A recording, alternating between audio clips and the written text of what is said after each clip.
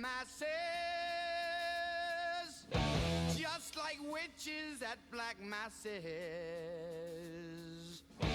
Evil minds that plot destruction, sorcerer of death's construction. In the fields of bodies burning,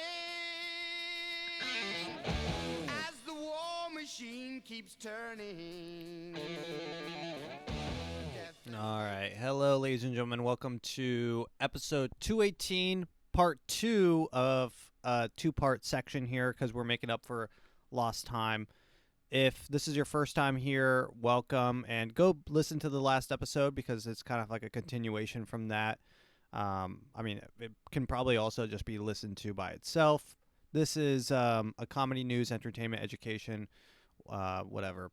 It's a podcast. Listen to it. Fill time. Put it on the background. Just, whatever. This is, I mean, if you're returning, thanks again. I do appreciate it a lot.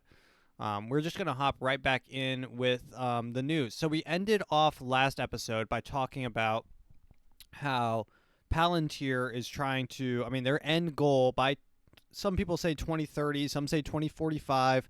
It's somewhere in that range, but within the next 5 to 6 years-ish, there are going to be, I guess 5 to 10 years, there's going to be a major breaking point where everything's controlled. You're always monitored. There is no freedom. Thinking about freedom as in, like, there's, like, right now there's places where you could go where, no one would know you're there or no one would know what you're doing or whatever.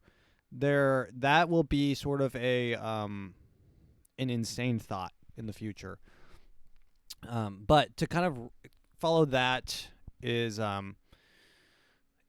lot of this is being described or being veiled. The need for constant supervision is being Trojan horsed into society through the vessel of anti-Semitism. So because anti-Semitism and racism is so rampant and so not only rampant but dangerous, the fact that it has to be dangerous is very important. So, I mean, if people stopped thinking that racism was dangerous, then it wouldn't be a problem. But because it is dangerous and scary, then it needs to be controlled, monitored, and stopped before it happens. We're talking about thought crime. We're talking about that one movie with Tom Cruise. I forgot what it's called.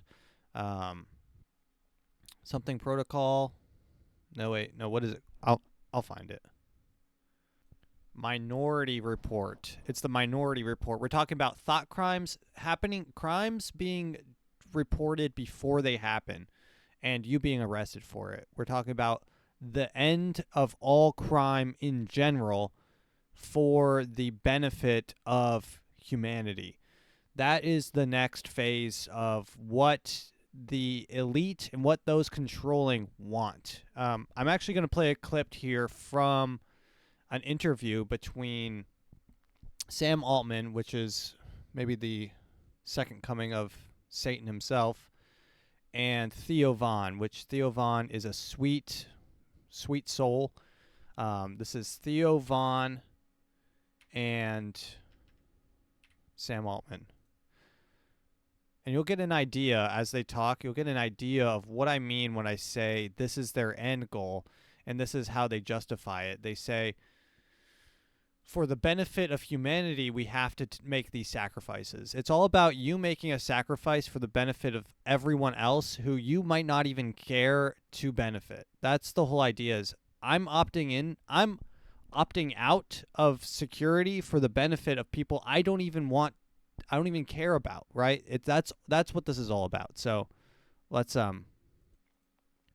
watch this. There's been a lot of crackdown because part of me believes that they're having to get everybody documented or online, basically, because they're gonna start to have this facial recognition everywhere. Like I have this idea of that. So yes, this stuff had to happen because in a year or year and a half, you wouldn't even be able to be outdoors anywhere without a drone or something noticing you or some camera noticing that you're not supposed to be there or you're not there with documentation, right? Whatever people's thoughts are on that. But just so part of me starts to see like, oh, okay, that's going on.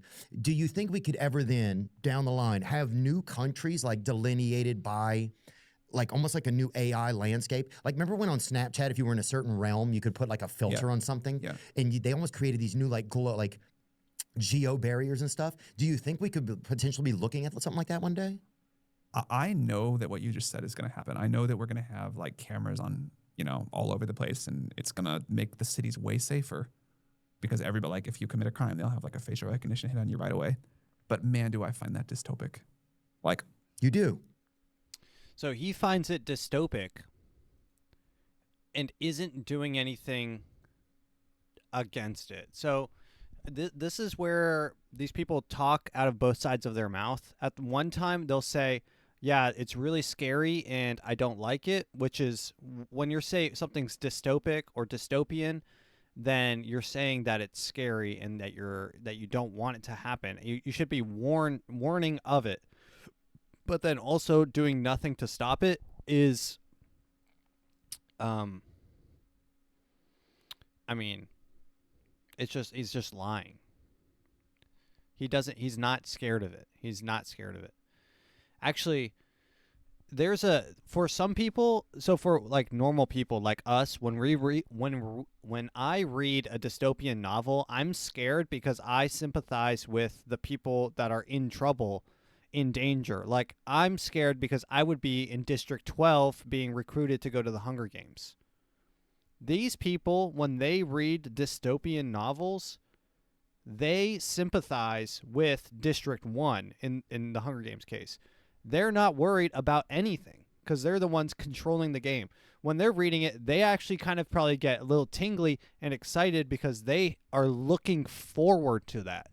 And they want books written from the other perspective. They want to see, oh, what type of cool shit am I going to be able to do in the future when everyone else is a slave to a security monitoring big dad, or not big big daddy, big brother. Big daddy sounds even scarier. Big brother state, but like a nanny state. This is that's what they get tingly for. Of course, like, is it like a good trade if it means like people stop getting murdered in the streets? Yeah, sure. We agree to like give up some privacy for that. But we agree. I don't agree to it. I don't want to give up any privacy. I'm fine with protecting myself. This all only makes sense if you're not okay with protecting yourself. If everyone's fine with protecting themselves and being responsible for their own shit, then all of a sudden we don't have to opt into this security observation technocratic nanny state. We don't have to subscribe to that because everyone's in understanding that it's it's your shit, it's your responsibility. AKA buy guns. AKA try to, whatever. Fend. It sits so uncomfortably with me. In like London or whatever, sure it does, cameras Sam. on every street corner. And you're just like, you get used to it fast. Yeah. But you're just like, oh, it feels like Privacy is important. And like you really are like, there's nothing I can do to live in the world and avoid all these cameras. And maybe it's worth it for society collectively, but it feels like we really do give up a lot to get it. But could there one day, you think, if we had that, then we could have whole new countries? He kind of. keeps saying we, like he is one of us. He's not. These people say we. I don't know who he's talking about when he says we. That were. What do you mean by new countries in this case? Like, say if there was this new like layer, right, of a surveillance layer that's kind of in the air. Then could that be divided into different realms? Oh yes, totally. I think there's all kinds of weird ways that can happen, but. I don't know if he might be talking about splitting America up into districts, which is what David Icke thinks is going to happen eventually. But I wanted to say all that because recently with the UK, they've just unfurled the red carpet to usher in mass surveillance. I mean, surveillance on a scale I didn't think was going to happen even nearly this fast. But they just released this like security thing. They're advertising it as security for children to protect their privacy online. But really, it's not anything about protecting kids. This is about mass surveillance. And surveillance actually goes deeper than just trying to get thought crime. It goes deeper into trying to stop wrong speech and wrong thought, which is what what you're saying and what you're thinking. They want to control that. And it goes into the whole racism thing, anti-Semitism. They want it to be illegal to in a dream world, their dream situation, it is illegal to criticize anything that Israel is doing. That's probably their end goal. And of course, it's all being Trojan horsed by the privacy of UK internet users. So here it is. What is age verification? Millions of Britons woke up to a dramatic change in how they use the internet on July 25th. The internet users must now verify their age in order to access online content deemed adult or harmful. This is when we get into the question of who deems if something is adult, and more importantly, who deems if something is harmful. The person who says that something's harmful is probably the person being harmed. So and harm is subjective. So harm is completely subjective unless it's like physical assault. Harmful could be, so I mean, we all agree if it's like a video of someone dying, that is physical harm that's happening. But if it's a post that maybe brings up some interesting questions about 9/11, that might be harmful because some of the things they say might pertain to Larry Silverstein, who may or may not be Jewish. Maybe that is harmful to them and harmful to their image and their the plight of the Jewish man. That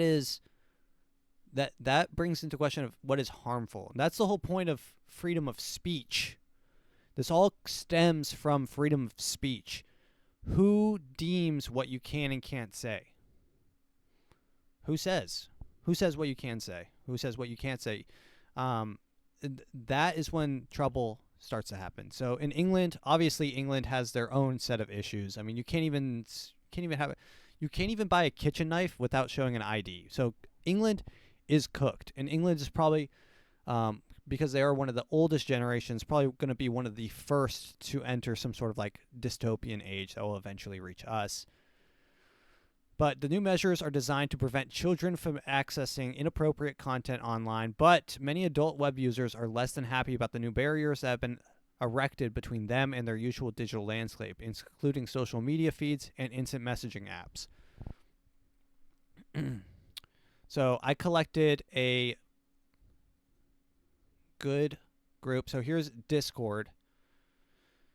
Britain's new Online Safety Act has left online users in uproar, with age verification required to access channels like platforms like Discord and Reddit. However, the internet often does. They found a workaround. So Discord put theirs in. It's funny because Discord's workaround, they have been scanning the face of the character, Sam Porter Briggs' character, to get through the face scan. But so you realize what I'm saying is they are asking people to scan their faces and show an ID in order to access the internet. So now we have to ask the question, is the internet a public, and I think the more important question to ask here, because I was going to ask, is it like a resource like water? Should it be a human basic right? I think the more important question is who controls it? Who controls it? Because we know who controls the water, like Nestle And then there was that family in California who didn't want to give water when the houses were burning down. This all is findable. You can find this information, but the fact that you can halt and stop internet access as if the internet is something that you can't, that is now has become a commodity like water. It's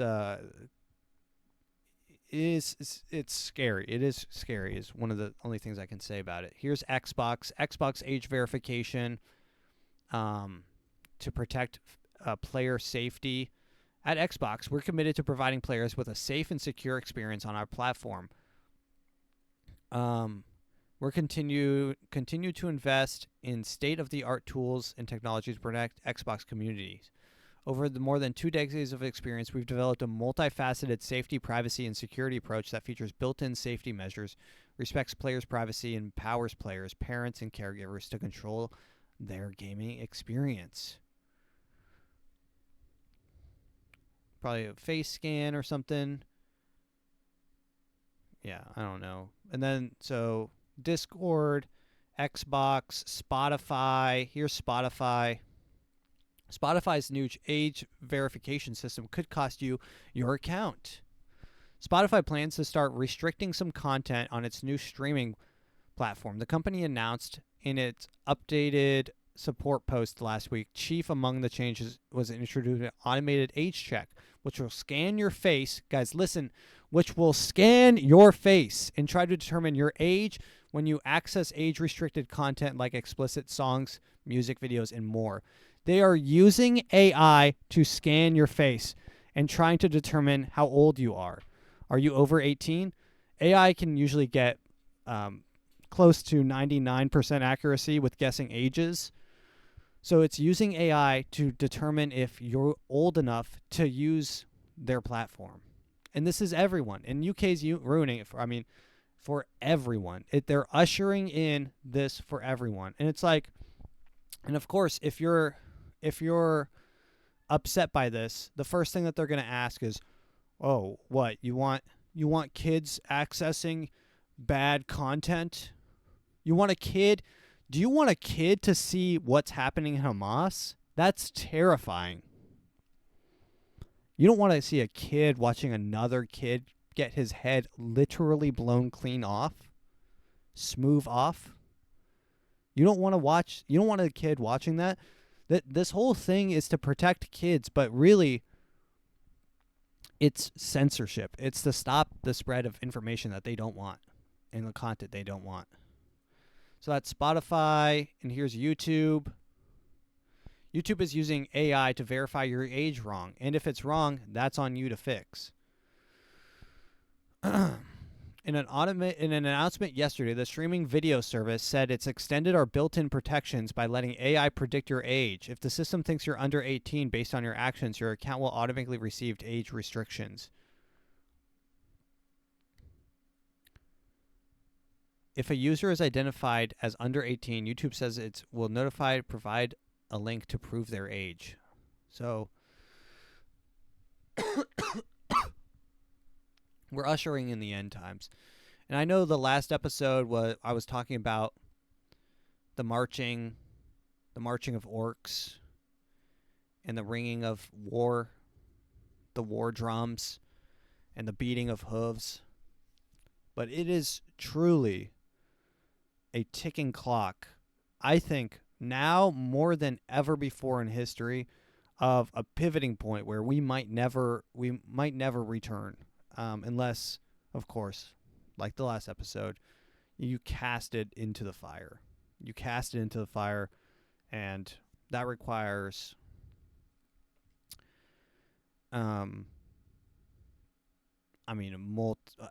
requires an effort between all the races, by the way. That's what that book is about.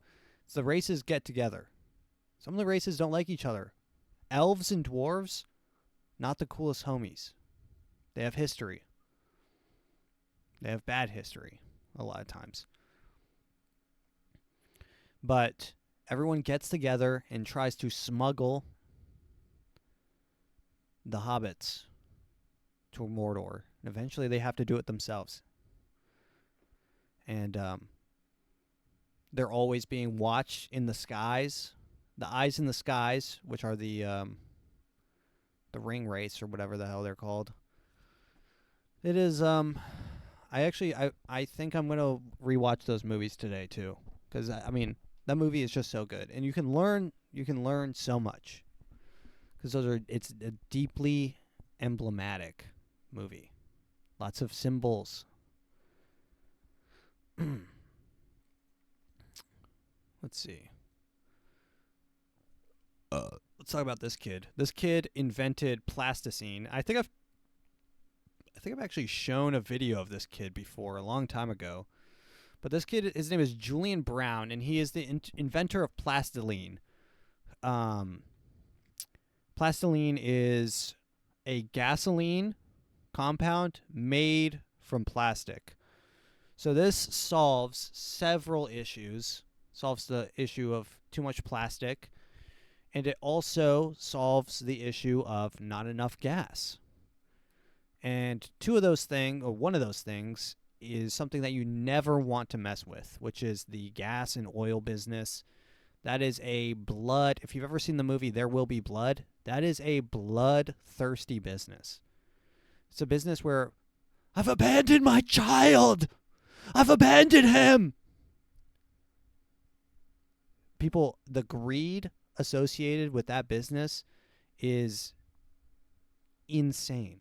If you've ever read the book or watched the movie, what is it called? There it is. Killers of the Flower Moon.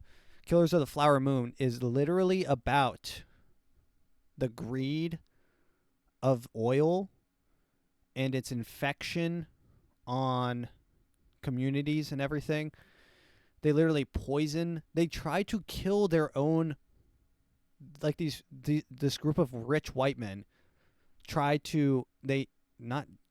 do invade Oklahoma and marry to people who are on Oklahoma oil land, and then kill their wife so they inherit it.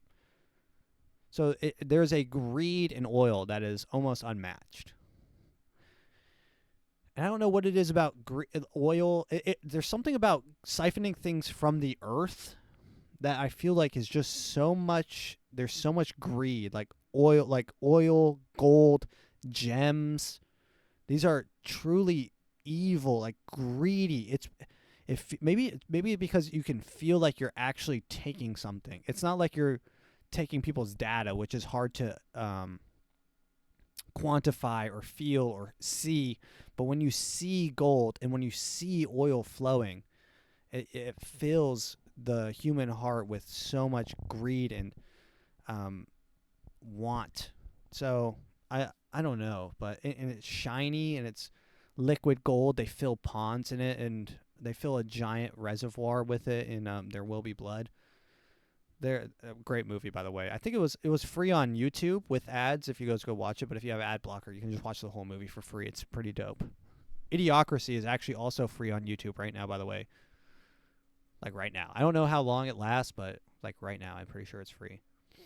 Julian Brown, age 21, of Georgia, has purported to have created a low-cost solar energy-powered process to convert plastic waste into gasoline, diesel, and jet fuel, which he called plasticine.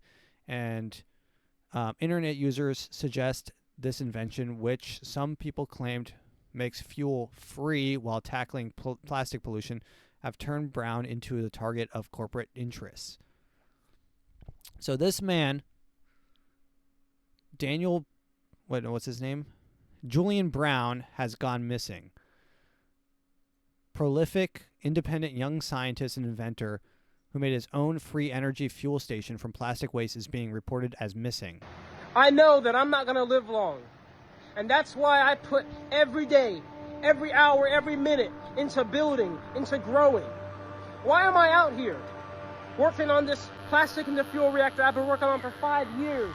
since I was 17? Why am I out here in 100-degree weather? Why am I out here despite being falsely accused and reported to the EPA and the IRS? Why am I out here despite weird black helicopters that turn off their radar transponder circling me 6 times at night? Why am I out here sleeping in my van, crazy humidity, mosquitoes, gnats flying in, and yet I still do it? Why am I out here despite having to drive 4 hours every time I want to work on this machine, because when I was doing it in my parents' backyard, I blew myself up and I had to go to the hospital for 2nd-degree burn surgery? I do this because this is my mission that I've assigned myself to. I do this because I do not fear death. I do not fear suffering or uncomfortability. You know what I fear? I fear allowing an idea of something that may not even exist or happen have enough control over your entire life to where you're not even really living your life. That's the only thing I fear. And thus, I am completely set on what I want to do here, and nothing will steer my course but myself. And I am not. So, I mean, yeah, obviously he's the GOAT, Julian Brown.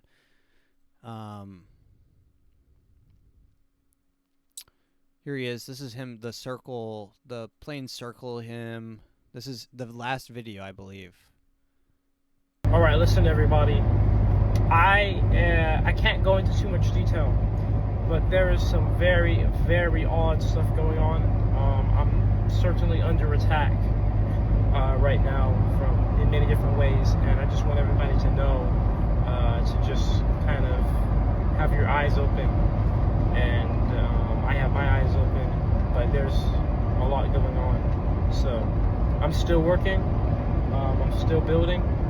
Nothing's gonna stop that. But I'm just telling you guys right now, be on the lookout, because I'm under attack. So I believe that was the last video. And so the Daily Mail on July 28th reached out to Brown's mother, Nina Brown, and she said that her son had not gone missing. I can confirm Julian is safe, but in the interest of his security, I'm not able to provide any more information, she said. When asked further details, Nia Brown insisted that she cannot provide more information about her son. Very interesting. It does make sense that you can turn plastic into oil because it comes from oil. It is an oil-based, like plastic is oil-based. Like this, oil-based. Everything is oil-based. Even the medication that we take is oil-based medicine. It's all oil-based.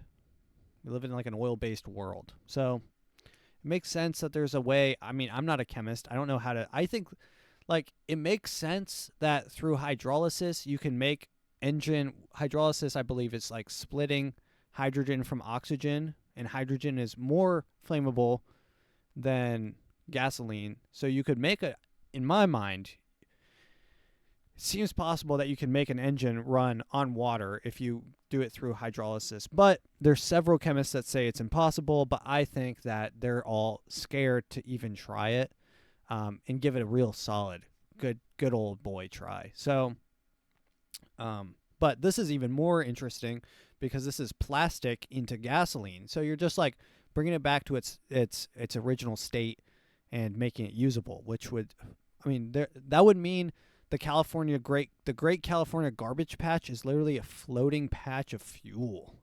Imagine how awesome that is. But let's continue on with Britain. Oh, I did want to cover this because Britain has their own set of issues. I talked about it a little bit, but they are dealing with a bit of a knife issue. So they banned guns. They fully banned guns, and that was a long time ago. And then they ran into this issue where the people that want to harm other people are gonna harm people no matter what. So they banned guns, and then people started getting like stabbed a lot. So there was like a lot of stabs. And then then they banned knives. So now you have to be 18. We played the video like probably 4 months ago of they sent a kid in as a sting operation on a guy selling a kitchen knife. I mean, it's just absurd to even say, but you can't buy kitchen knives anymore if you're over 18 or under 18. And now, so then they banned knives, and then people pivoted to a loophole where if you are a Muslim, you're allowed to carry a pretty cool style samurai sword. So I guess people are just posted up with full-on samurai ninja swords on, like, the trolley. They're on the fucking trolley with ninja swords. What happened to this country? A guy named Edward, going back to his wife, sitting down after drinking at the pub, sawing. He's like, fuck this shit, Brenda. What's Susan? Susan, I'm so fucking tired of this shit. I get home every day, I take the subway, and I see them. And he's like, whoa. Like, whoa. I see them on the back of the bus. And they're with their goddamn ninja swords. We used to be a country with principle. We used to be a country with ideas. Christian ideas. His wife's like, whoa, what? Okay. Bring little Tommy in here. I want to tell Thomas something.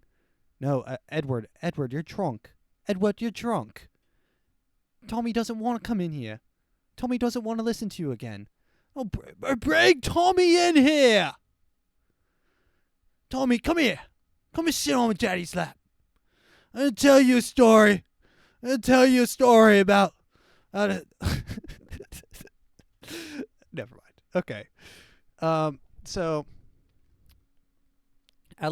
now England has changed it up, and now at least 1,000 weapons have been surrendered. So now they're going after the ninja swords. Overall, knife crime in England has risen 87% in the past decade. Got knives? That is insane. On July 29th, 2024, teenager Alex Rabakambana attacked a Taylor Swift-themed children's dance. Remember this? And then, so this is what Edward was about to say. Told me, let me tell you about a story about Ramakadamna. The time I had to wake up my boys, we had to go out on the street, and we had to show them what we mean. English style. Since then, the government has pledged together to age check for knife buyers, warned social media firms they could face fines. And this is something that I think that they're going to have trouble with in the future, is rectifying remaining politically correct and also hard and also protective. And this is one of the reasons why surveillance is going to be used, is because surveillance is heavily invasive but not discriminatory, if that makes sense. If you can pass everything off to an AI for who to arrest and when to arrest them, then your hands are clean of all racist wrongdoing. Oh, no, there's the reason that why we arrested you was because of the AI. It's not because you're black. It's not because you're Muslim. That's what it's saying. It's not because you're white trash. That's what I'm saying here, okay? You can absolve yourself of all sin when you unload that burden onto an AI, which might be the future of all governments. It's just run by AI.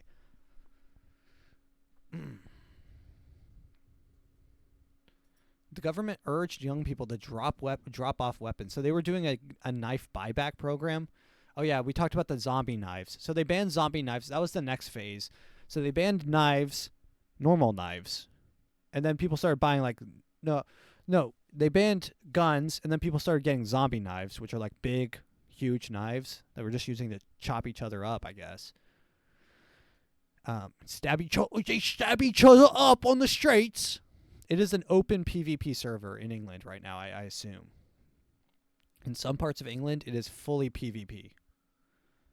That is player versus player, open for combat. But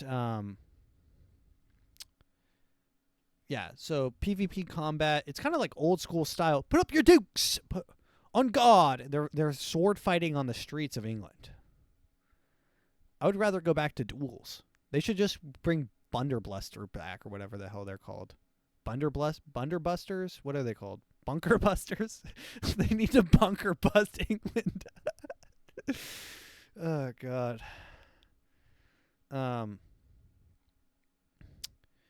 Yeah, it's not good. It's not good in England. God, I don't want my guns gone. You need those. You definitely need those. Yeah, I mean, let's go on to TikTok time. Actually, no, you can help. Actually, this is a public service announcement. Actually, this is a beep beep beep beep beep beep beep beep beep beep beep. This is a public service announcement. If you want to right now, you can help pay America's debt off on Venmo. So using Venmo, the U.S. Department of Treasury is going viral after a social media post by an NPR reporter revealed that the department has added Venmo as a payment option through its Gifts to Reduce Public Debt program. The program has been around since 1961, and according to Axios, roughly $673 million has been donated. Holy shit. That's insane, actually. Who's donating to help pay down the debt, by the way? We donate every time that we pay our paycheck. Every time we get our paycheck, we are involuntarily paying to the government. I don't want to do that shit. It's your debt, not mine. I have my own debt that I will not be paying back. Thank you very much. But given that the country's debt is nearly $39 billion, economists say that the page has more of a symbolic gesture than a solution. Oh, God. The national debt has grown by nearly 55,000 per second for the past year. So every second of this podcast, we are $55,000 more in debt, which is, if I donated everything I made this year, I would cover 1 second of our debt. Who's the banker? Who's the debt owner? Who owns the debt of America? Also, guys, that is a question you might not want to ask. Maybe I'll ask ChatGPT that question real quick and be flagged once again. Once again, flagged for questions that I want answers to. Hey, ChatGPT, I have another question for you. Of course, I'm all ears. What's on your mind today? So, America is in debt, and all the other countries are in debt. Who are we in debt to? That's a great question. Essentially, when countries are in debt, they owe money to a variety of entities. This can include other countries, international organizations like the International Monetary Fund or the World Bank, and also private investors and financial institutions. Who runs the World Bank? The World Bank is run by its member countries, and its leadership includes a president and a board of directors. The president is usually nominated by the United States, and the board of directors is made up of representatives from the bank's member countries. So it's very much a collaborative effort. Who is the current president of the World Bank? Just asking questions. Bunga is the current president of the World Bank. He started his 5-year term on June 2nd, 2023. Who was that? Ajay Banga is a business executive with a strong background in global finance. Before becoming the president of the World Bank, he was the vice chairman at General Atlantic and the CEO of MasterCard. Is known for his expertise in technology and global economic development. Abja Bunkta? What the hell? Okay. Okay, we're not going to do a background check, are we? Do we have to? I don't want to do it. But I'm just scared of what I'll find, by the way. That's what I'm scared about, is I'm scared of my deepest fears being realized every time I do this. World Bank president. What's this guy's name? Unga Bunga? The hell? Oh, Ajay Banga. Banga? Oh, this guy. Ajay Banga is an Indian American business executive. Chief executive operator of MasterCard. Oh, so he's Indian? Okay. Nice. Bombay State.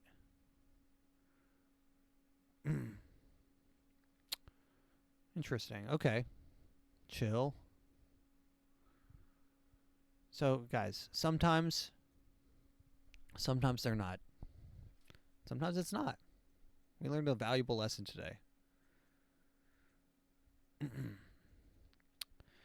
Venmo. How much should I send money to should I send money to the US debt right now? I like how you can also tag what you send money for. In Venmo, I always do something funny whenever I send money in Venmo. Or at least I think it's funny, but let's see. Every time I send, let's see what some of my last ones were. My sent money. Sent money on 11 days ago. Ingredients for meth, onions.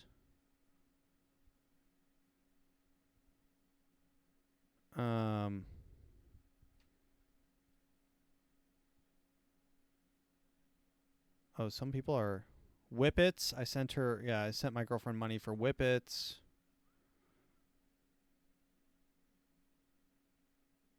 Rhinoplasty. These are good. Sex change operation. New yarmulke. These are good. These are good. I mean, guys, these are good. These are really good. I like that a lot. All right, let's finish off with a couple. Let's finish off with TikTok time. I have to go pee. I've been sitting here for like an hour and a half. Give me 1 sec. All right, I'm back. All right, let's watch a couple TikToks here.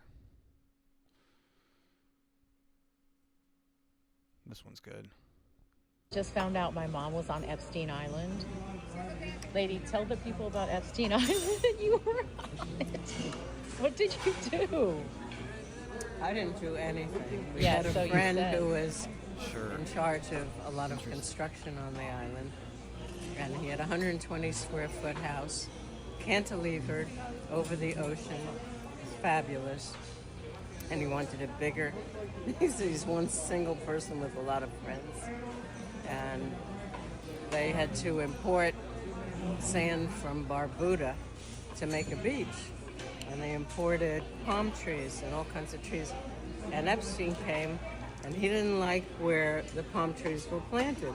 So he said, he began telling the people where to put the palm trees and moving them, like move that one 3 feet to the right, move that one, half a foot that way. He was really controlling, but the most controlling thing I remember is that he hired an Italian team of stone workers Masons? from Italy to construct a walkway and a path and a whole area in the garden to the house.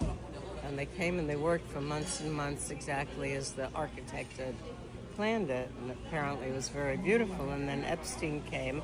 And by the way, when he was coming by helicopter, they had to put away all the equipment because he didn't like to see any of it. So they had a special thing that would hide all the work equipment.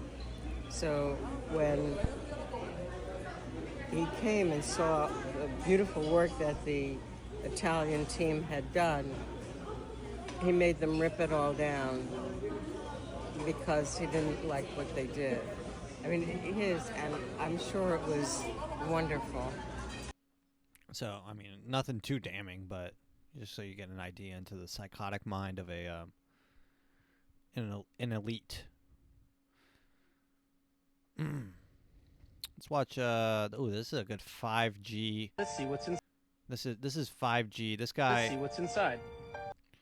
This guy goes around. He works. I mean, I don't know what he works for, but he looks like some sort of electrician or something. He's one of those guys that they put in those buckets and they put him in the they raise him up to mess with the lights and stuff. But he's just going around and recording all the time where he finds 5G emitters in strange locations. Now, I don't know. I haven't gone down the 5G rabbit hole. I don't know what it does. I think that maybe it has something to do with brain fog, because it certainly doesn't improve my Wi-Fi connection, because my Wi-Fi has been dog shit since even before 5G, which rolled out during COVID. Some people think it might turn on certain things inside of you, nano particles, but I haven't gone down the hole. Like I said, I haven't gone down the rabbit hole. 5G. Hiding Apparently, inside of a lamp. This is an LED 5G streetlight. It's pretty neat. This is a 5G cellular tower disguised as a water tower. You can tell it's a 5G tower disguised as a water tower because of the way that it is. Here's So the inside of this water tower, it looks like a water tower on the outside, but actually on the inside, Antennas? it's a 5G emitter. Here's the disguise.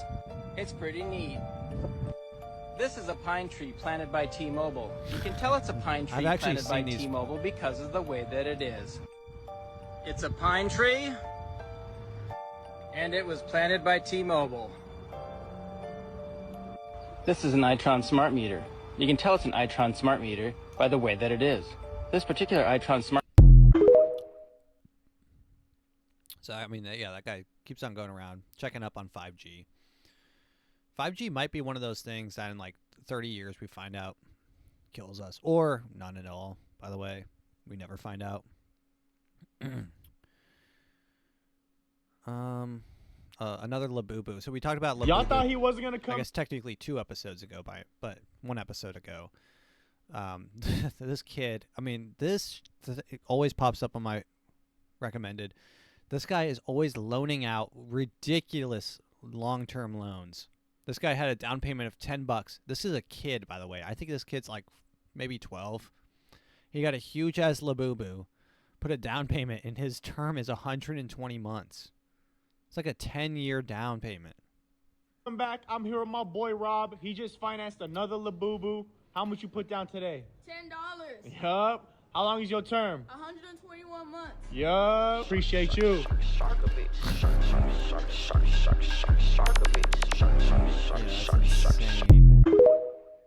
It's insane. We talked about that one kid who financed a Bape hoodie over like 170 months. It's just crazy.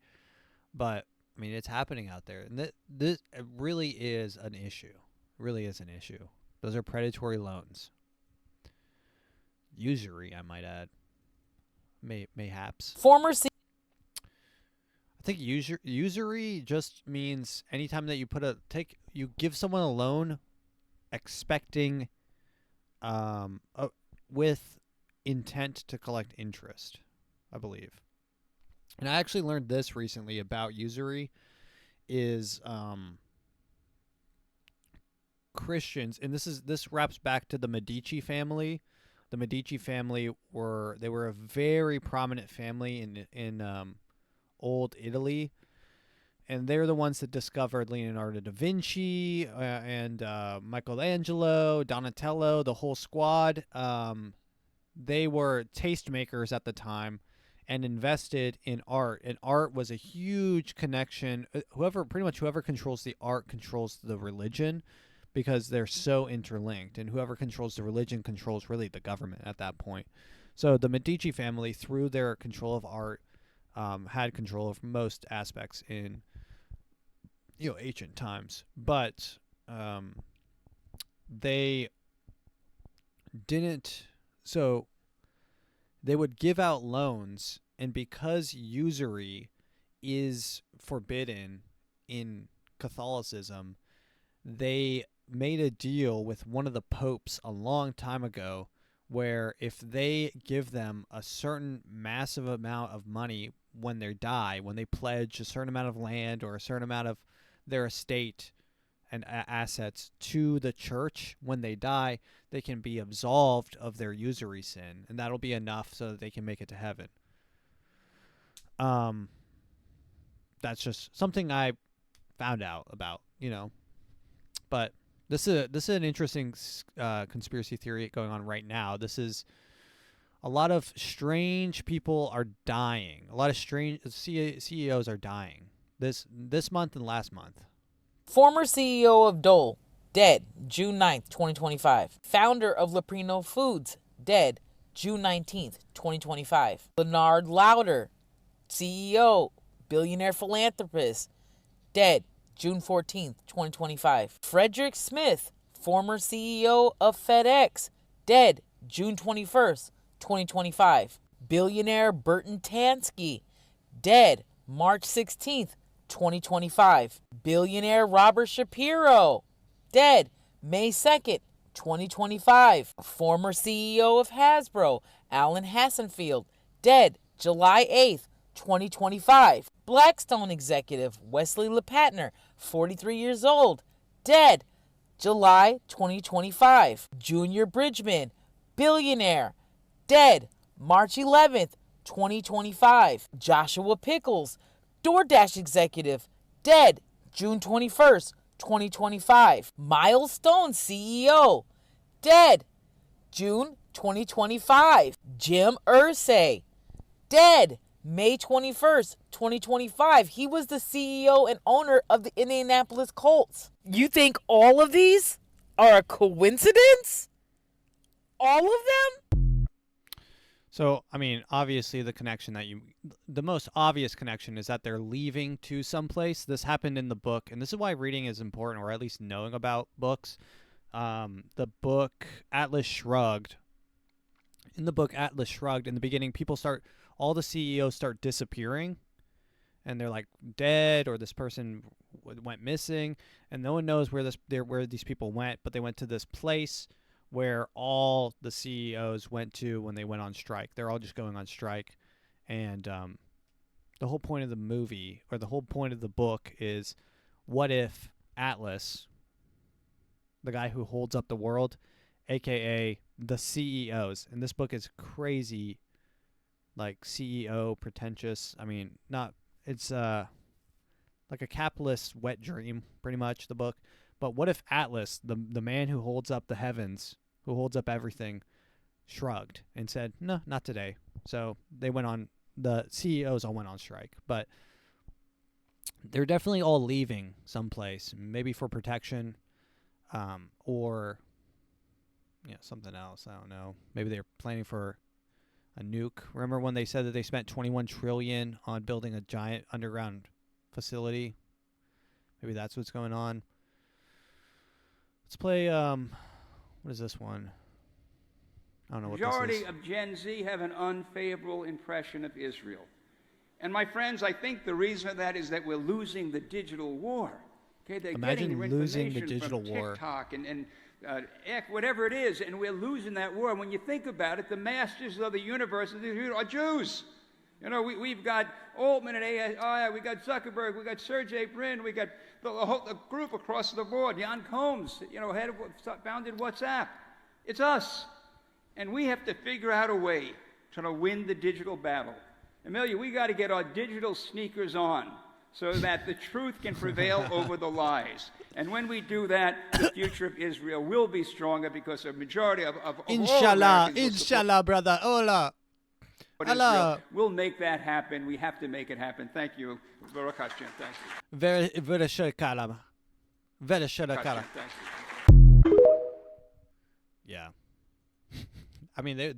That's just them admitting. I'm not even saying that. That's a Jewish person saying they own everything. And they're like, how are we losing this war when we own everything? We own the game. How are we losing a rigged game? You know how pissed I would be if I was losing a rigged game? If everything was rigged for me and I was still losing, I would be so pissed. If I control everything people see and watch and indulge in, and I was still losing. I would be insanely pissed. I think that's where a lot of that is coming from. But ladies and gentlemen, thank you for listening. If you enjoyed this episode, please share with a friend. If you enjoyed both these episodes, please share. I'm going to play us out with, and please remember where this all began and the story of a happy hobbit who's scared to leave his house, who's scared of the world out there, who's scared of the land beyond and over a hill and past the river and across the, what's the periwinkle ferry or whatever. It's scary. And you will be watched from above by the ring wraiths. They will be coming for you. But you have to persevere, and you have to remain strong, and you have to look the face of temptation. You have to, and temptation, you can only defeat temptation when you look at it fully in the face. And that is in the form of using ChatGPT to replace yourself. Do you want to use ChatGPT to replace yourself? It will make your life easier. It will make things go faster. It'll make you feel happier for now. But in the end, it will replace you fully. Ladies and gentlemen, this has been the AfroMattt Show. Goodbye.